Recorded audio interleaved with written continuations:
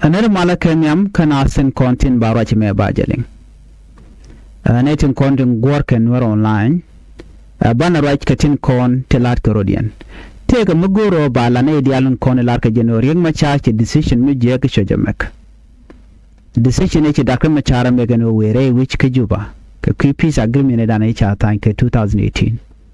Malaysia tank 2018 peace agreement jen jak Dr. Machar we re which kajuba kajamo. Bana right queen maka ko gurga jeno banete con take doubt. Nathan con gwe jeno machar che dwar shelade ko che were wiki juba. Gore jeno bia dor bia jelen gwase men shoda lat ka gwase dan. Tene to wan ga ka no ring machar ngum we ka je juba. Wal jin mi ken do badan ye narudin ka je mi yan ka kume ka je mi ken kon nga ye dene lar no ring machar che mystic che jalat bad jin chro te jeno ka nguni ye narudin ka jemo. And so Sudan will be independent, but jik ne do badan jiken independent ka je.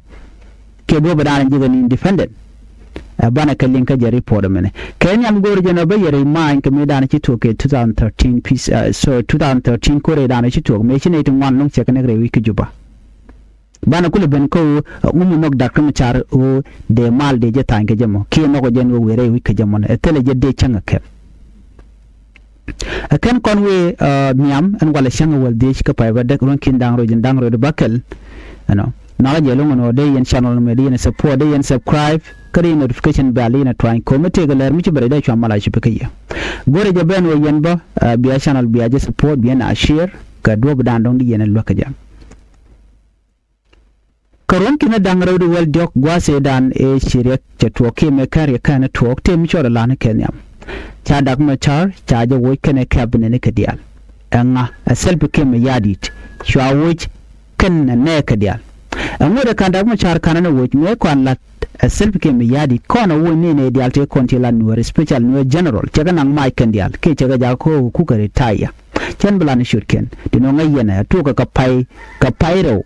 ano shune to ngana kan chwa la march me jenu we dere ne chu dak Machar chu gorno be jawoch to can the entire cabinet ka dial shoga watch and self came yadit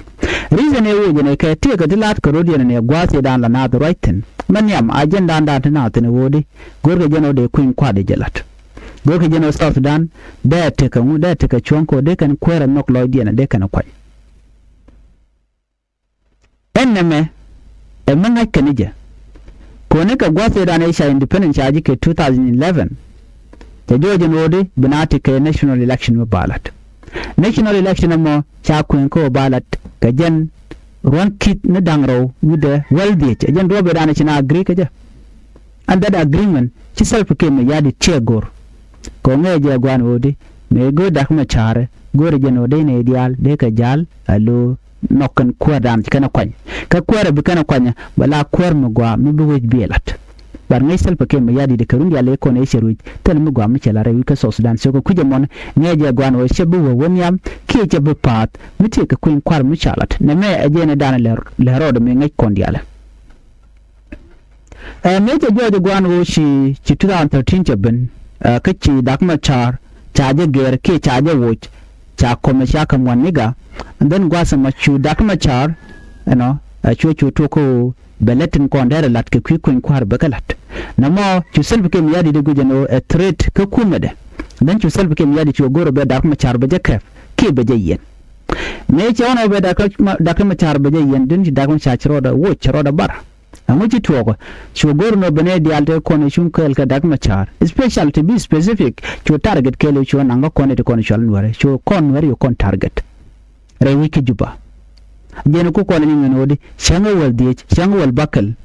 wene ga shangwal bangwan shikule jenga shangwal diech lunkane shangwal bakal kajen pai wero ronkine dangro wudien waljok ajene shibaje long mechi 1000 people shega nakre wike juba nede sha target ngane ka duel ka Nuer nede gor ka door to door ka ngante na ka ngane ka Nuer and then muchi tuogo and if you con churi nen dial chigo jen chigo ka unimis runen te konde chicken but most people chaka na kre wike juba ke de ante konte te Nuer tikesen new sai gudele area na dial na gwa mo metin Nuer tuno Mr. Manini Jebel all those places can dial chinetu wan chikariatan so mucha lelo te jojo no chi self kem yadi cho door to door gore nuere naga nuere then chi self kem yadi cho rodo binyot ke television enen kondi ale wodi michit ka 1991 cho rodo binyok kumlo cho rodo so ene dial konti la rojo no ne ring machar ejen te kariego so kenyam chana kon binyo target dum self kem yadi te lengu ma self kem yadi le ne revenge so jin war mu makene ngai kenyam ko ngajam gwasmene le den revenge mo wodi ben wer ngwan bekanak to ben ko misil ka 1991 chero do nyoko lo kalwach wala jen we dakma char we je gorin we je ka ken dakma char kana gote kom de to de ko de re okap yene je ko chala do take a national election ballot then what happened to korcho to gon wenmo to very wanak in big numbers to ma char to do watch to ma char to jen no the new nena nature lad ke 2013 a systematic way of targeting your community your community target kan nakaka rule not work Canada or chika chukong karafaji camp chika chupka DP camp ke chika chupka unimis tan let's say unimis men kula bajlong jana o sha dor cha ko nek 1991 ajana nyudo na me way mu kwa target no rekaja amun rajo jaga television no me chi to ga 991 chero da bunyo mi lere rodo mi ramu mu no gola tok de so dande te kamal malere na agenda dien mi chikari alko already kenja mai kondi al mi men so chi korche to ki ma char choda bar okay ne re ma char che we chi ma char che bom re ma chalo jeno de juba de kap ko bom ko lar ke jeno re ma char che ku che jalat re ma char tel ku mi chala tel ku mi che plant ajena ku mon la ga jeno tel ku mi chalat bad me la don re en sim kim ya de jen cha ku cha jalat ta chab jigu no tele ku bar system ti go ko bana bagalel bakanak ba kul moy ke chong mi cha tar bu jigo chab jigu no tele mi shal ku re ma char mi ram le ni ku da le jere go da ro la bar kam ne point na sabi ke mi yadi do gor mono be re ma char bajanak so ku mo ko che fail ko der mi le da la der ma cha da nak you know and then you to din che ben ko sha ku cha jala cha chu jigu no tele ku mi shalat ko ram mo le ku by the way la ning dia la ka plant bro the sacrifice for good we guru ba mela da bejelat cha de mun don kelu la bon anaran so tele ku mishala da nga dak mu cha ki da ma cha chuo do wuch chuo gorgona dia te tin chuo ngodba chuo len tin me che kir che plant ko do badan che plant ka ja kana workout ka loko jen ba ko in kwar balel balat ke 2015 me cha mal cha bata china ke dak ma cha chul nong ne ga kel kene luk cha we sien te gare go kir mi yadit ka luk ko ba national election ba jalat to mal chul le chul nok ko sha pager international community ne ko la we shi dak ma cha che de were wi ki juba so rubial lat ke kamu kamale amena kam ne kan wuri shal ka jon garin medan lat ke je kamal kai ne kon dial shi ga te ke termidit me cha mal cha butan kam ne shi kana nok den chu mal chu the same way work no principle churen ma char chu no gono bo were wi ki juba me che we chi sabki mi yadi ke plan che nyogre ala ke 2016 chu ko nyo to nyok churen ma char chu nyok mu juje jarar plan ma char ala ke ma char te ku kum lede churen ma char do wuch an chu ne gre ko ken chu nyok kun che bu we da bagwa ka luk da ko ba kun kwar ba jalat yan ma char che jen then after that me re ma char to take 2 years ka South Africa ke 1 year and a half so chanyo mu chal kaje chu 2018 peace agreement chu nyoko mbe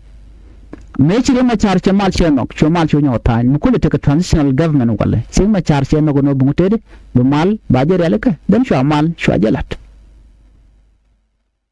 me cha ju no bu were wi ka ju chala tele rek ko no ka mal chu were wi ka ju ba cher mana ngai kona reason we je wi ka ju ba yene dela kona wore ma char is soft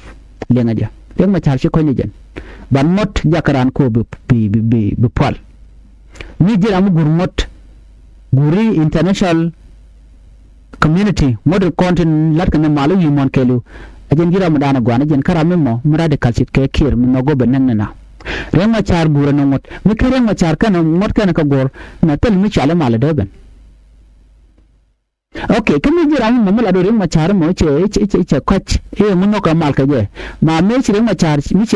che ku re mu kan kur kan ko tok de ku ma ken ya de ku dun de dak ani shi jan ala de alat ka ko mu kamal jen nan yan tamu na to de al jon kirno la de kamu kamal ko kur tel non ko la non destruction so riek machar were wich ka juba ka kwi mala ko no ko ram no mal ke peacemaker ajanda na we ka jare wich juba miji sabu ke miyadi te nyoga dwal ke 2026 election momentum cha riek machar cha dobel ko e kir dwalo chi riek machar ye decide no be mal be non kamu kawai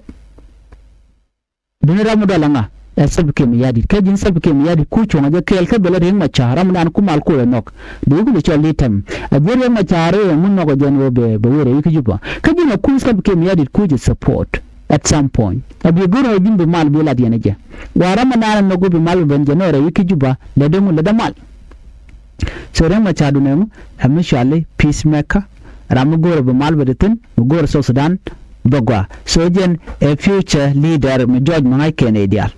so to clear this out ala ring ma char jera mandan nong mar wi ka Sudan o tera mu goro der li chiri me dana chalat kan no Sudan jo mal chu jita ko bi jino bien bi ko chonkoro den mu ko le te self determination chu mena wala le dak ma char so chu dak ma char chu lok bang karam te ka principally to kwala go ten charging ni Sudan wala e be right now jera mandan bi mal ba bi nong ba re wi ka Sudan mu right konan tama ban yo je kala rodien an bi atama